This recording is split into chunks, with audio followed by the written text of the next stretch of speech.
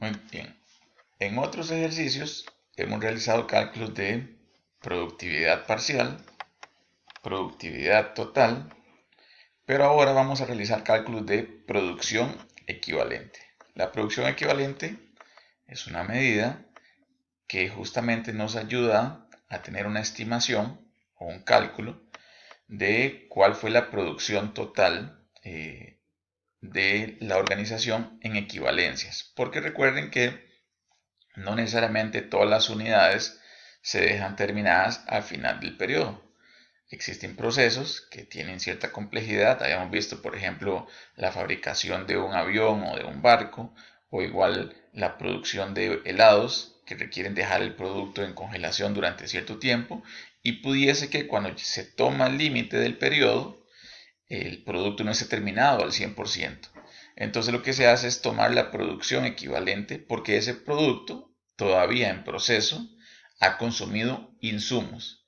Entonces la conversión requiere analizar cuál fue esa cantidad de insumos que se consumieron y ver a qué correspondería en producción equivalente. Entonces la fórmula de producción equivalente es las unidades terminadas más las unidades en el proceso por el porcentaje de avance. Veamos un ejemplo. Dice que al finalizar el periodo del mes, o sea, aquí estamos hablando de un periodo mensual, pero pudiese ser semanal e incluso diario o trimestral. Todo depende de lo que la organización tenga definido, en este caso como el periodo en evaluación. Se contabilizaron 500 unidades terminadas y 120 estaban aún en proceso de producción al 40% de avance. Entonces nos piden que obtengamos la producción equivalente. Si ya tenemos 500 unidades terminadas, pues esas 500 van a ser 500. Pero nos dijeron que tenían 120 en proceso al 40%.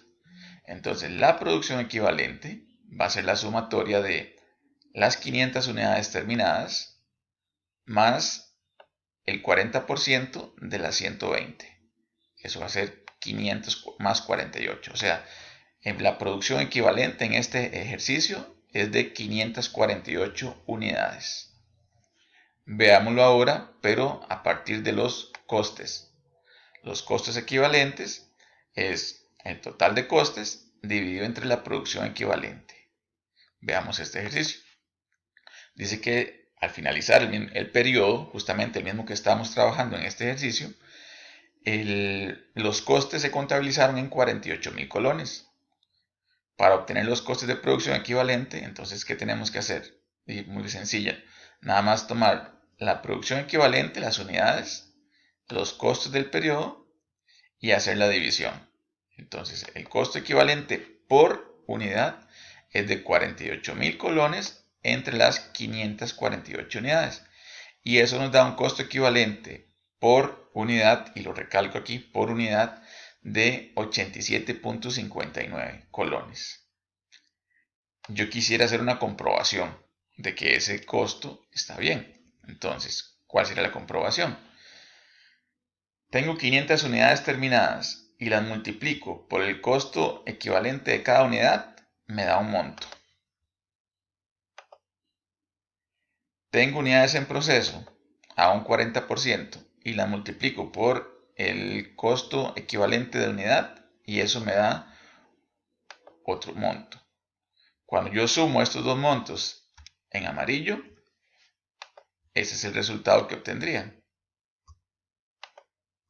Que al final son los mismos 48.000 colones, no, es por un tema de redondeo que da dos décimas ahí de diferencia, pero entonces la comprobación me da bien, de que este cálculo que hice de el costo equivalente por unidad está bien. Veamos ahora otro ejercicio. Dice que la fábrica de helados tenía existencias iniciales por 500 paletas. Entonces aquí ya estamos trabajando un dato nuevo que no teníamos en el problema anterior. 500 paletas, o sea, teníamos un inventario, las cuales estaban terminadas en un 30% dentro de los congeladores. Y el jefe de producción inició una orden por 2.000 paletas, de las cuales 40 no se lograron acabar y han quedado con un 40%, con un grado de avance del 80%. Entonces calculemos la producción equivalente. Entonces es igual de sencillo. Tomamos las 500 unidades que teníamos en inventario inicial por el 70%. ¿Por qué el 70%? Porque dice que el periodo, vamos a ver, en el periodo actual estaban, no, más bien no, en el periodo actual, no, en el periodo anterior estaban terminadas en un 30%. Entonces, ese 30% ya se contabilizó en el periodo anterior. En el periodo actual, lo que tengo que hacer es contabilizar lo restante, el 70%. Entonces, 500 por ahora, el 70% me da una producción equivalente de 350 unidades.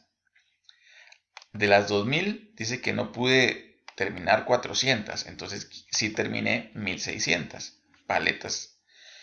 Y de las 400 que no se lograron terminar, pero quedaron con un grado de avance del 80%. Entonces 40 por el 80% da 320. Entonces mi producción equivalente va a ser de 2270 paletas. El ejemplo que les mencioné antes de este factor, que era ahora el 70 porque el 30 se contabilizó en el periodo anterior, ocurrirá un efecto similar en el siguiente periodo, porque en el actual hemos ya contabilizado el 80% de las 400, o sea 320. Para el periodo siguiente, a estas 400 paletas lo que le hará falta es un 20%, que van a ser 80 paletas equivalentes. Si yo tomo las 80 del periodo siguiente y las 320 del periodo actual, van a sumar 400 unidades, o sea, el total de esta producción. Esto no se contabiliza para este periodo, sino que se contabilizará para el siguiente. Ese es el resultado que nos está solicitando en este caso el problema para calcular la producción equivalente. Vamos a ver ahora un nuevo ejercicio en el cual, a partir de los datos de producción, podemos hacer incluso cálculos adicionales de otras variables de la misma ecuación. Veamos este. Una fábrica de salsas producirá 311.040 unidades de encurtidos para satisfacer la demanda anual esperada para sus exportaciones. Para lograr eso, cada empleado de la planta trabajará 160 horas al mes.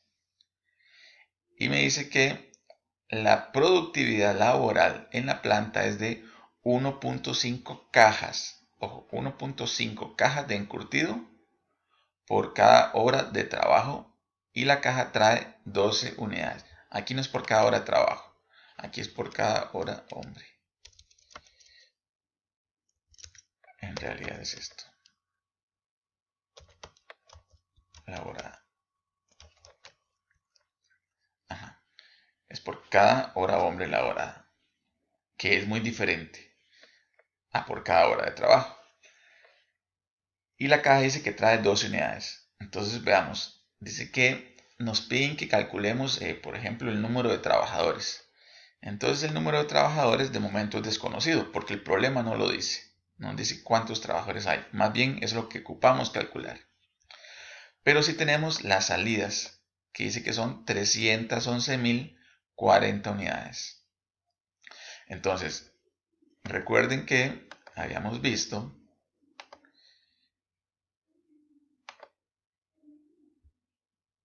que un proceso, teníamos que verlo como donde ocurrían las acciones, y el proceso tiene entradas, que son los insumos, se realiza toda la transformación y luego están las salidas del proceso.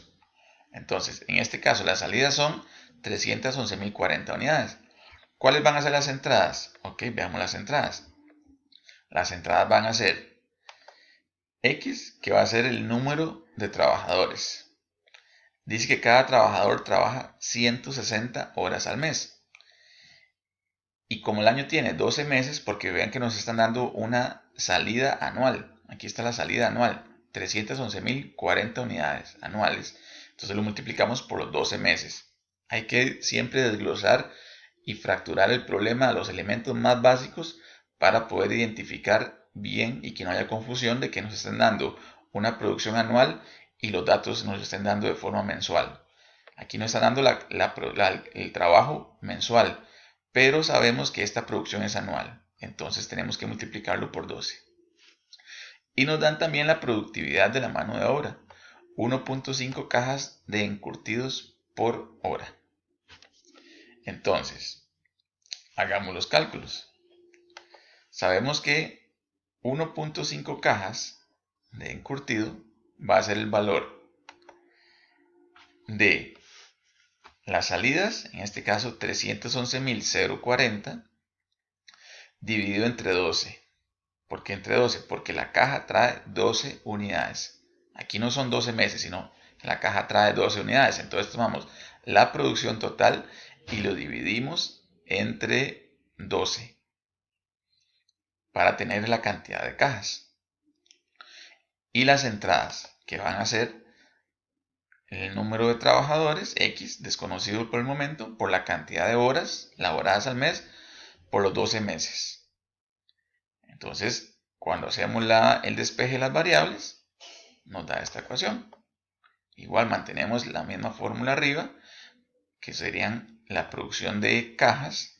Hacemos la multiplicación ahora de los elementos en el denominador. Eso nos da 2880. Nuevamente, cuando hacemos esta división en el numerador, entonces obtenemos ahora esta fracción. Al hacer la fracción, nos da 9, que va a ser igual a la x. Y x era el número de trabajadores. Entonces sabemos ahora que la empresa tiene 9 trabajadores. Y de esta forma, a partir de elementos del problema, podemos identificar y hacer el cálculo para el número de trabajadores. Igual, a partir de esos datos, si hubiéramos tenido la cantidad de trabajadores, pudimos haber determinado cualquier otra de las variables que ya estaban incluidas en el problema.